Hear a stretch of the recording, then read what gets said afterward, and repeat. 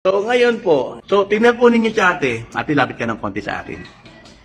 Trabaho niya sa bahay. Ano sa tingin niyo po ang pwedeng mangyari sa kanya? Oh, ayan, tingnan niyo po. At ate, taga saan ka? Jensen. Taga Jensan. Ilang taong ka na? 25. 25. First time mo mag-abroad? First time. First time mo. Hindi ka ba natakot na ganyan ang itsura mo? Pupunta ka ng Saudi, magtrabaho ka sa bahay? Oo. Ilang buwan ka lang sa amo mo? 2 months and 18 days. 2 months and 18 days. Tapos pinauwi ka na ng amo mo. Lagi kang inaaway. Na testelo siguro yung amo mo siguro sa iyo. Ano ang mga experiences mo doon? Buti wala pa nangyayari sa iyo. Pero meron ka na ba nararamdaman?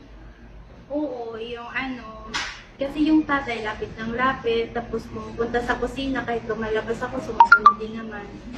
Tapos yung sabi niya, punta tayo magpalaro ng bata. Pagdating doon sa palaruan, yung mga bata, may bumabantay pa lang. Tapos ako, dinadala niya ako, sabi niya, balik ka, punta tayo doon. Gano'n. Hindi pala ako magbabantay ng bata, sinasabay niya ako kung saan siya. Oh, nakita mo?